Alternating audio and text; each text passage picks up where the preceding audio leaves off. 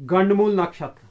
अगर किसी व्यक्ति का जन्म गंडमूल नक्षत्र में होता है तो क्या हर स्थिति में गंडमूल नक्षत्र में जन्मे व्यक्तियों के लिए अशुभ परिणाम ही प्राप्त होते हैं या उनके लिए यह स्थिति लाभदायक भी होती है? हमारे 6 गंडमूल नक्षत्र हैं, जिसमें से अश्वनी, अश्लेषा, मघा, ज्येष्ठा, मूल और रेवती, यह हमारे 6 गंडमूल नक्षत्र हैं।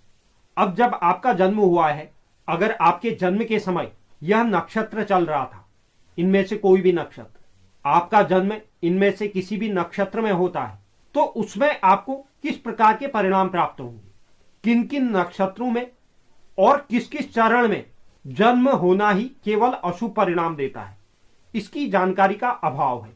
इसके कारण नाना प्रकार की भ्रांतियां इन नक्षत्रों के बारे में बना दी गई है, जो सत्य नहीं है। क्योंकि चाहे अश्वनी हो, अश्लेषा हो, मघा हो, ज्येष्ठा हो, मूल हो या रेवती हो, हर नक्षत्र के 4 चरण हैं। अब मायने ये रखता है कि आपका जन्म किस नक्षत्र के किस चरण में हुआ, उसी के अनुसार शुभ अशुभ फल प्राप्त होते हैं। और जिनको अशुभ फल प्राप्त होते हैं उन्हें भी परेशान होने की जरूरत नहीं। ज्योतिष में इसके लिए भी उपाय बताए गए हैं, जिसे आप जन्म के 27वें दिन अगर आप करते हैं तो उस नक्षत्र के अरिष्ट दोषों की निवृत्ति हो जाती है। तो आज आपको इस वीडियो से जो आपके मन में कई प्रकार की अवधारणाएं हैं, जिसके कारण आप गंडमूल नक्षत्र में जन्मे लोगों को अशुभ फल प्राप्त करने वाले मानते हैं, यह कंफ्यूजन आज आपकी दूर हो जाएगी। तो यह सब जानने के लिए आप वीडियो के अंत तक मेरे साथ बने रहें। और जो नए व्यूअर्स चैनल पे हैं, चैनल को आप जरूर सब्सक्राइब कीजिए, साथ ही साथ बेल नोटिफिकेशन भी ऑन कर लीजिए, जिससे चैनल पर अपलोड होने वाली हर एक वीडियो का नोटिफिकेशन आपके पास सबसे पहले पहुंचे। और आप वीडियो को लाइक और शेयर भी जरूर करें। तो चलिए शुरुआत करते हैं और जानते हैं गंडमूल नक्षत्रों के संबंध में। सर्वप्रथम बात करते हैं हम अश्वनी नक्षत्र। अगर किसी व्यक्ति का अश्वनी नक्षत्र के प्रथम चरण में जन्म होता है तो ऐसे व्यक्तियों के जीवन में देखा जाता है उनके पिता को कष्ट का सामना करना पड़ता है, जिसके अश्वनी नक्षत्र के प्रथम चरण में जन्म होता है। वहीं अश्वनी नक्षत्र के द्वितीय चरण में जन्म व्यक्ति को सुख और ऐश्वर्य देता है। अश्वनी नक्षत्र के तृतीय चरण में जन्म व्यक्ति को मंत्री पद लाभ देता है, यानी कि राजनीति में इन लोगों की अच्छी पकड़ होती है और अच्छे पद को प्राप्त करते हैं। वहीं अश्वनी नक्षत्र के चतुर्थ चरण में जन्म राजपद लाभ देता है, यानी कि राज्य में किसी उच्च पद पर आसीन होना। तो अश्वनी नक्षत्र में जन्मे लोगों का प्रथम चरण ही अशुभ है। वहीं अश्लेषा नक्षत्र में प्रथम चरण अशुभ माना गया है। हालांकि शांति से आप इसे शुभ कर सकते हैं, इस नक्षत्र की शांति से। द्वितीय चरण में जन्म धन हानि को दर्शाता है। तृतीय चरण में मातृ कष्ट और चतुर्थ चरण में जन्मे व्यक्ति के पिता को कष्ट होता है।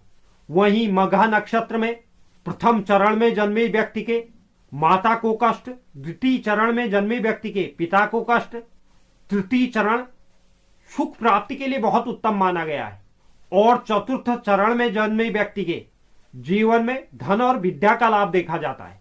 वहीं जिनका नक्षत्र ज्येष्ठा है, इसमें से प्रथम चरण में जन्मे हुए लोगों के बड़े भाइयों को कष्ट होता है। द्वितीय चरण में जन्मे लोगों के छोटे भाइयों को कष्ट होता है। तृतीय चरण में जन्मे व्यक्तियों के माता को कष्ट होता है और चतुर्थ चरण में जन्म व्यक्ति के स्वयं के लिए खराब होता है, स्वयं के लिए कष्टकारी होता है।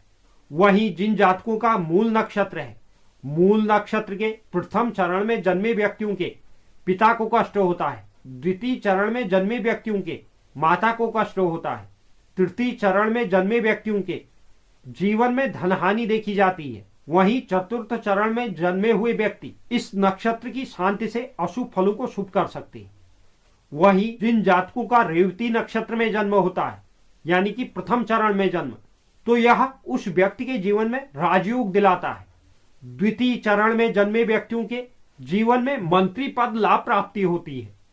तृतीय चरण में जन्मे व्यक्तियों के जीवन में धन लाभ होता है और इसका चतुर्थ चरण अशुभ है, जिसमें जन्मे व्यक्तियों को रोगों से कष्ट का सामना करना पड़ता है। तो यह 6 नक्षत्र हैं। तो इन 6 नक्षत्रों के हर एक चरण अशुभ नहीं है। हालांकि अश्लेषा, ज्येष्ठा और मूल को छोड़ दे तो बाकी अन्य नक्षत्रों में कुछ चरण अत्यंत शुभ भी हैं, जिनमें जन्मे व्यक्तियों को अत्यंत लाभ की भी प्राप्ति होती है। वहीं जिन भी जातकों का गंडमूल नक्षत्र में जन्म होता है, उन्हें अपने नक्षत्र चरण के अनुसार, जो मैं आपको पूर्व में बता चुका हूं, उस प्रकार के फल प्राप्त होते हैं, उस प्रकार के कष्ट या लाभ प्राप्त होते हैं। लेकिन अगर आप जिस नक्षत्र में जन्मे हैं और जिस चरण में आपका जन्म हुआ है, उसमें आपके लिए अगर अशुभ है, कष्टकारी है, तो आपको इस नक्षत्र की शांति करा लेनी चाहिए। अगर आप नक्षत्र शांति करवाते हैं तो गंडमूल नक्षत्र में जन्मे लोगों को इन कष्टों के निवृत्ति के लिए जो आप शांति करवाते हैं, उसके बाद अपार धन, वैभव, ऐश्वर्यादि की प्राप्ति होती है। 27 दिनों के बाद जब पुनः से यह नक्षत्र आता है, तो आप मूल शांति, दान, हवन, पूजा व गोमुख प्रसव आदि आपको शांति जरूर करवानी चाहिए। इससे अगर गंडमूल नक्षत्र के जिस चरण में जन्मे हैं, उसमें अगर आपको अशुभ फलों की प्राप्ति होनी है, तो उसकी निवृत्ति हो जाती है और यह आपके आगे जीवन के लिए बहुत उत्तम रहता है। तो उम्मीद करता हूं गंडमूल नक्षत्र से संबंधित यह महत्वपूर्ण जानकारी आपको पसंद आई होगी। जो भी दर्शक चैनल पर नए हैं, चैनल को आप जरूर सब्सक्राइब कीजिए, साथ ही साथ बेल नोटिफिकेशन भी ऑन कर लीजिए, जिससे चैनल पर अपलोड होने वाली हर एक वीडियो का नोटिफिकेशन आपके पास सबसे पहले पहुंचे। और आप वीडियो को लाइक और शेयर भी जरूर करें।